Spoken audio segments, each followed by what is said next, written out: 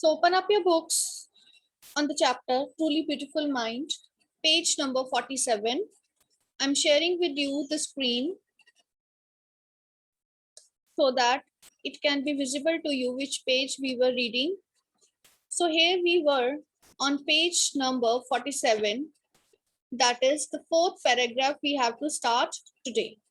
So yesterday what we have learned? We have learned about Albert Einstein, that he is often called as Brother Boring by his friends. Why he is called as Brother Boring? It is because of the reason that he did not like the company of other boys. He liked to play with himself only. So this is the reason why he is often called as Brother Boring. And apart from it, what was the opinion of Einstein's mother about him? So Einstein's mother, she was also thinking about him as a freak. Why she was thinking of him as a freak? Because he had a large head. Large head means he has a big head, different, a little bit different from that of a normal child. And he's also not able to speak clearly till the age of 2.5 years. And when he has started speaking about it, he was repeating everything twice. So his mother, she's also thinking that this is not a normal child. And for this, what she has done, she was also thinking him to be as free. And after that, we have studied about the opinion of the headmaster. So what was the opinion of the headmaster? That the headmaster, he was also thinking him like that of not that of a normal child. His headmaster, once he has called his father and has told him that whatever profession he will choose, there is no question of excelling in it. He think that he is totally a dumb child and he would not be able to excel in any of the profession. So it means that the headmaster, he does not have any any kind of, you can say, high opinion about Albert Einstein. So, but Albert Einstein, he was actually not a bad pupil, as it is mentioned in the chapter. He is an amateur violinist. He likes to play violin. He has learned violin, and this habit, and this love for violin, he has kept throughout his life.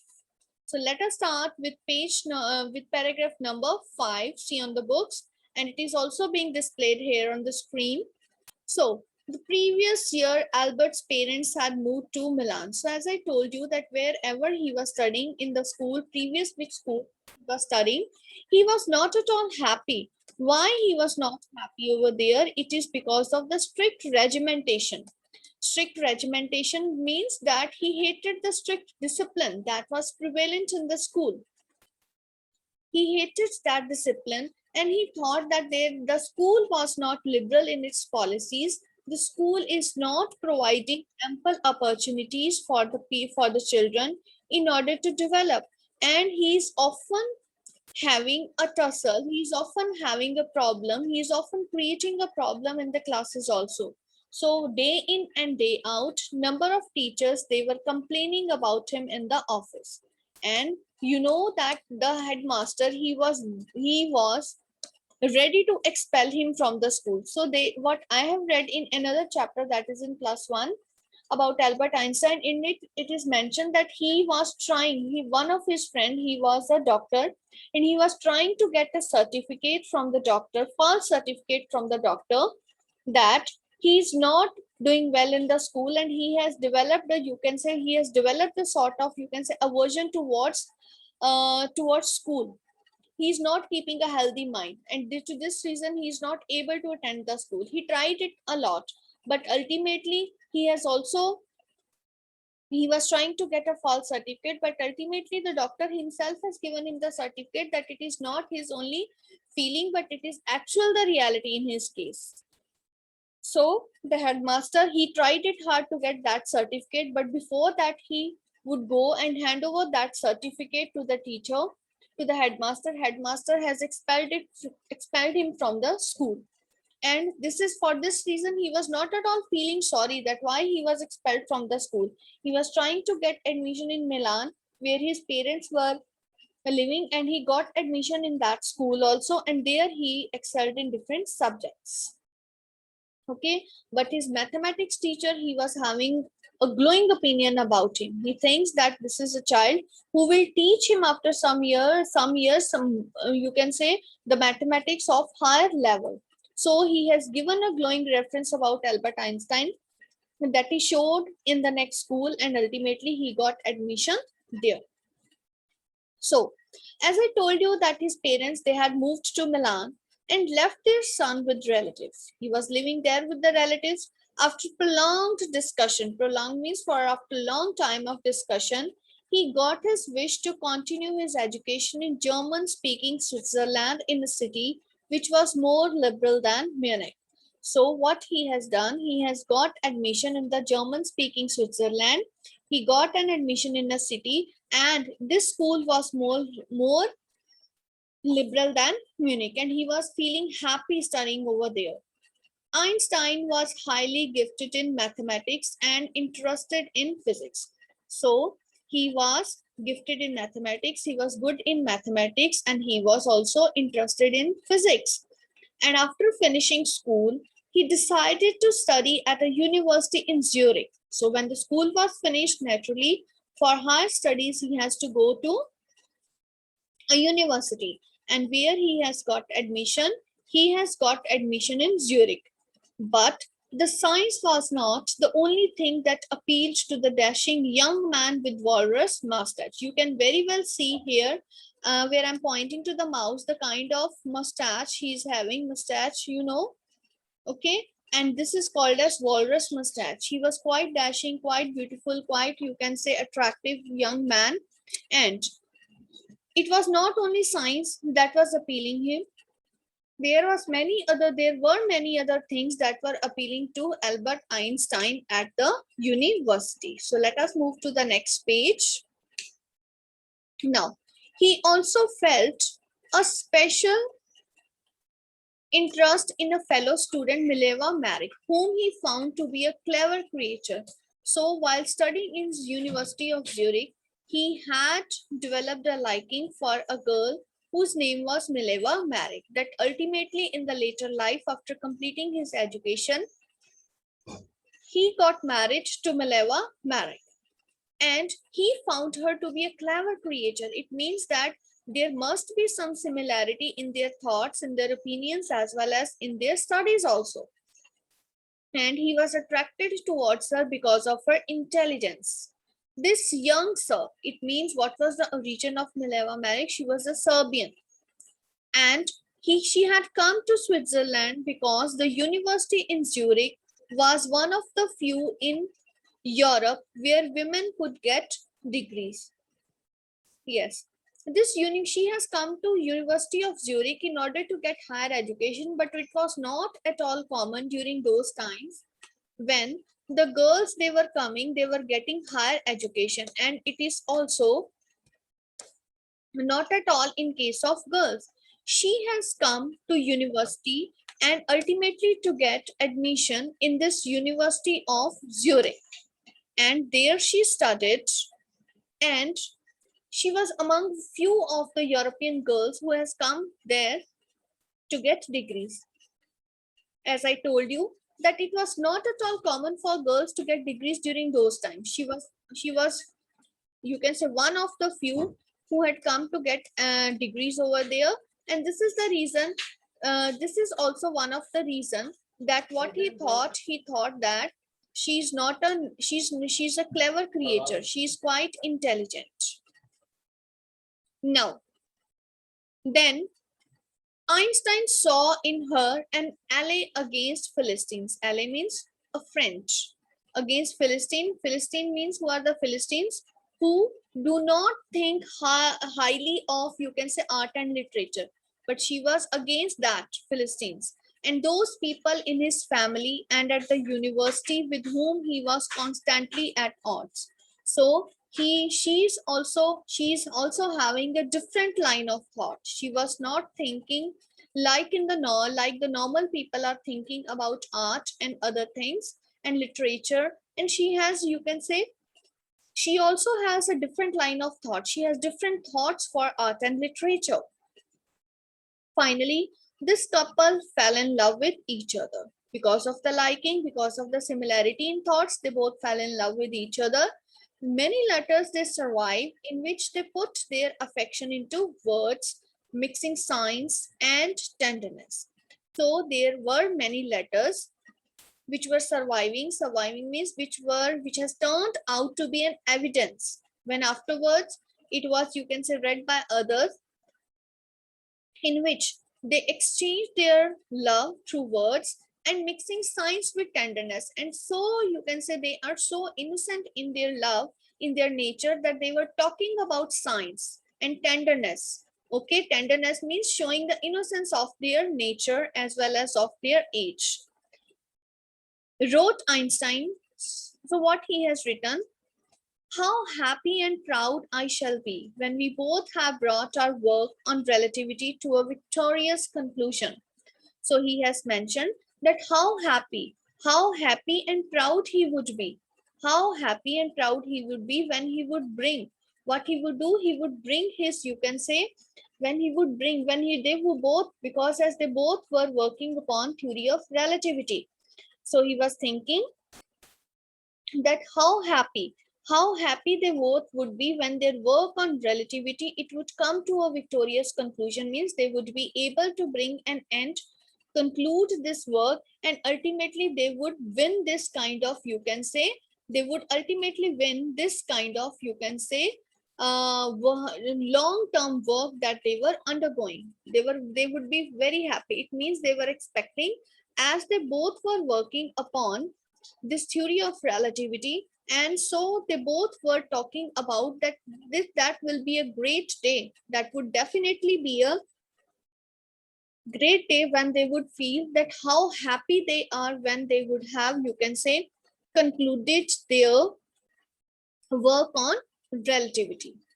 In 1900, at the age of 21, Albert Einstein was a university graduate and unemployed. At the age of 21 in 1900, he has completed his graduation. But after completing his graduation, he was still unemployed. He was not able to secure a job for himself.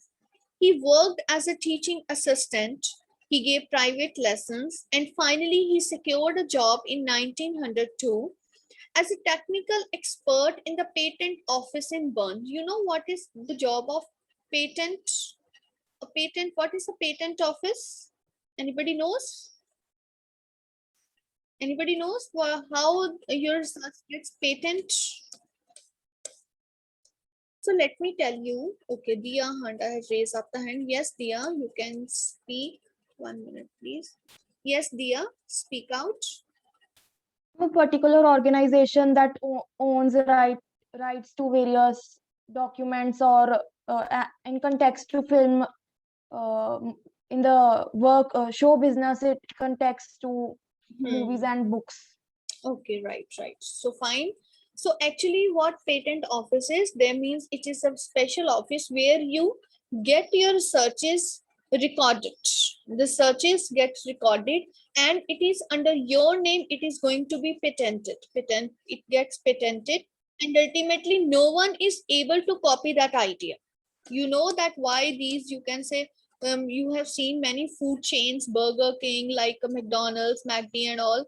What are these? Nobody is going to copy their idea because they got patented. Okay, so similarly when a research is being made, it also gets patented under your name. And he was just assessing what job he was doing there. He was assessing the work of any new invention or any new research done, and there he was recording that this research, it has been done under the name of this and this person on this and this date, and so that nobody can copy that idea. And if he has to copy that idea, he has to take the permission. For example, it gets copyright. Okay, so he worked as a teaching assistant in order to, you can say, in order to meet his expenses of his life. What he was doing, he was working as a teaching assistant. He was also giving tuitions, some private lessons he was giving, and finally in 1902 he was able to get a job of a technical expert. Now, in a patent office in Bern, while he was supposed to be assessing the other people's inventions, Einstein was actually developing his own ideas in secret. He is said to have jokingly called his desk drawer at work the Bureau of Theoretical Physics. So here one more important question is there. Why or what did Einstein call his desk drawer at the patent office in Bern? Or why he called his desk drawer as Bureau of Theoretical Physics? So note down this question. Why Einstein called his desk drawer as Bureau of Theoretical Physics? Why Einstein called his desk drawer as Bureau of Theoretical Physics?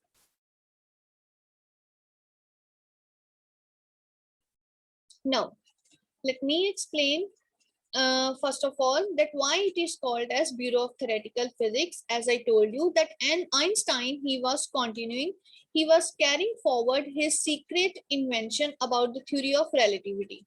Why and why it is kept to be secret? Because he was not sure of his ideas. He was just making a research of his ideas. He was doing the research of his ideas, and all the research work that he was doing, he was keeping all the papers in the desk drawer. Okay, in the drawer which is allotted to him in the office. There he was keeping all the papers in the desk drawer, and ultimately nobody is allowed to open up the drawer and read those papers. So this is the reason why it is called as Bureau of Theoretical Physics, because theoretically whatever invention, whatever work he was doing, he was keeping in that drawer, and it is just because of that reason that it was called as Bureau of Theoretical Physics. Okay, so once again, why it is called as Bureau of Theoretical Physics? It is because of the reason Einstein called his desk drawer at the patent office in Bern as Bureau of Theoretical Physics, because he used to keep all his secret papers of research that he was undertaking on the theory of relativity, and no one is allowed to read those papers, and it is always locked. This is the reason why it is called as Bureau of Theoretical Physics. So next afterwards, one of the famous papers in 1905. Again, I told you paper was published. What paper is, as I told you yesterday, that whenever an invention or some discovery is being made, okay, the scientist, he used to get his paper, he used to get his research published in the famous journals, so that it will be accessible to all the different persons, to all the persons related to that field, right? So the paper is published. So one of the famous papers in 1905 was Einstein's special theory of relativity, according to which time and distance are not absolute. Okay, so what he has given in 1905, Einstein, he has given his special theory of relativity, according to which he has mentioned that time and distance are not absolute, they're not fixed. So what he has given, indeed, two perfectly accurate clocks will not continue to show the same time if they come together again after a journey in if one of them has been moving very fast relative to the other. This is of course reality. This we have come to know now, but he has explained it at that time that if two clocks in the world, they are moving with the same speed, they are showing the same speed, but after a particular time, if we will see after 1 hour, there would be some difference in the times. Why? This is called as relativity. Okay, from this followed the world's most famous formula, that is, which describes the relationship between mass and energy. And what he has shown it as E is equal to mc square.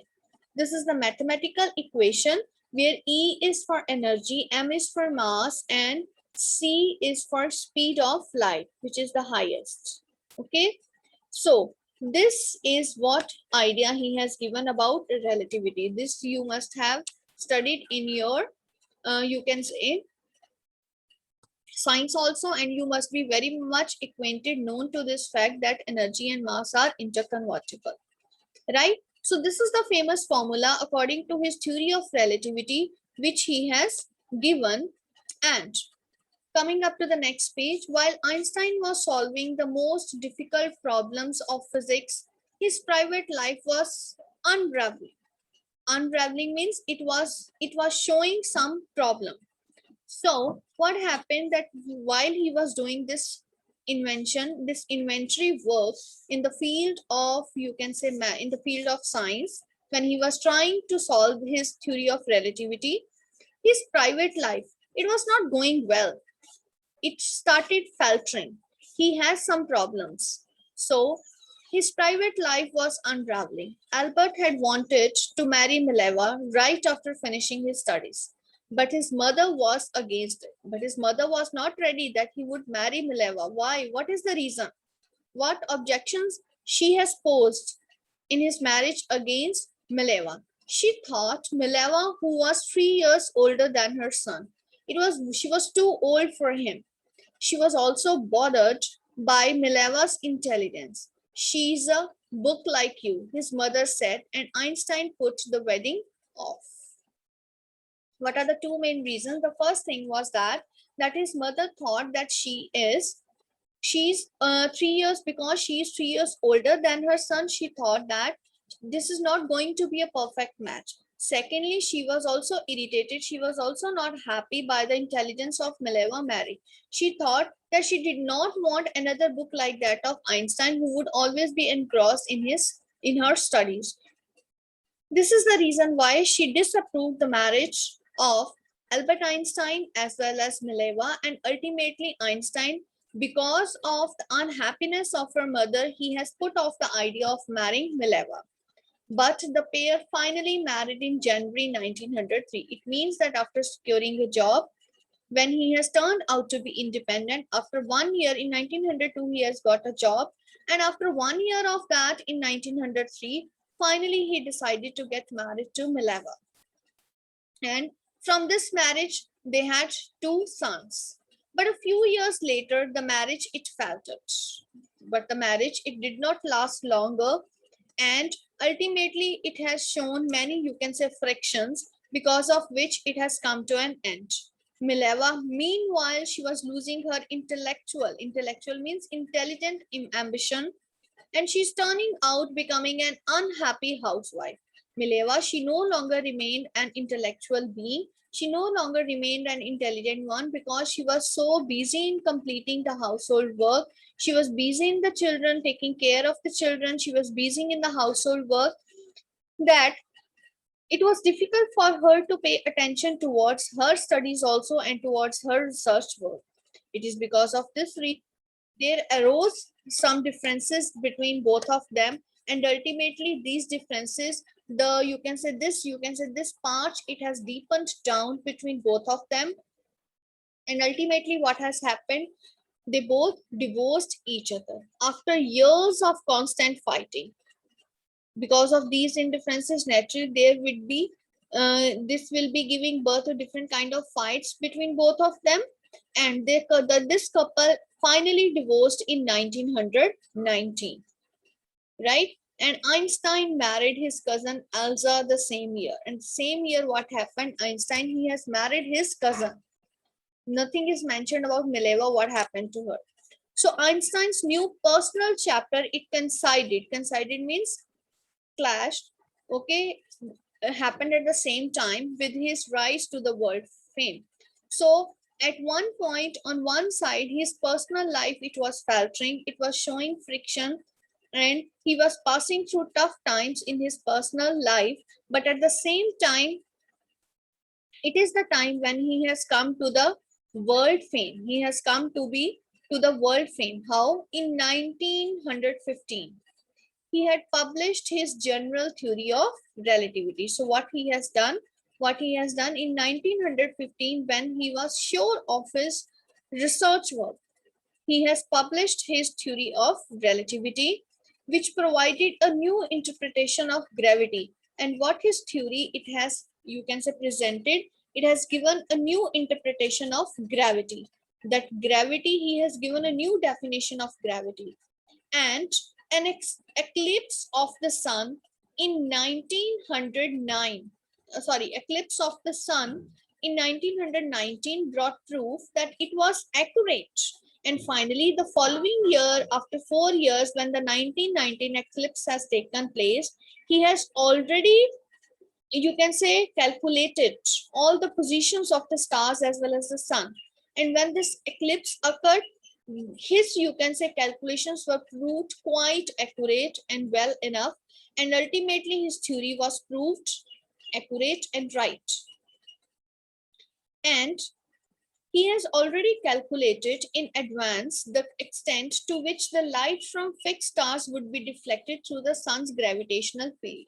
So this was the, you can say, this was the calculation that he has made, that how much light would be deflected. What is the meaning of deflection? Deflection means the change in path. How much light would be deflected from the stars when they would enter the sun's gravitational field, and his calculations proved quite right. And the newspapers, they proclaimed his work as a scientific revolution.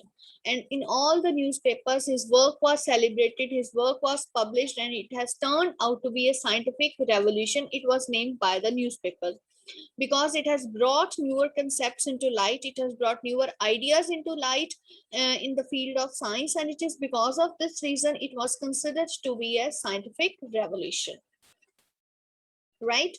So Einstein received Nobel Prize for Physics in 1921. So for his work, what he has received Nobel Prize for Physics in 1921.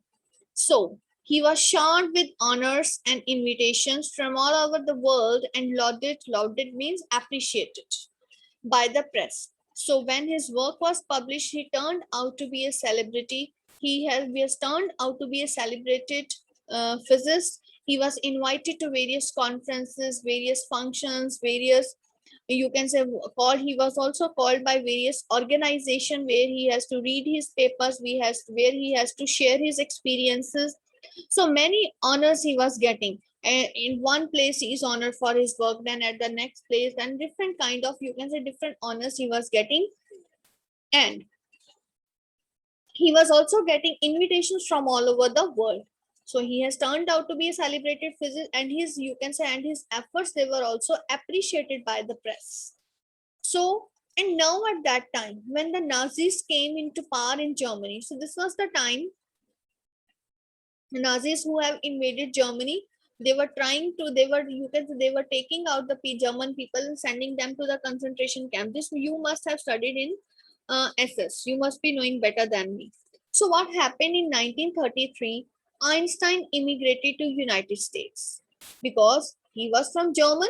He was not satisfied with what kind of situation was prevailing in Germany. That was at the time of the World War II.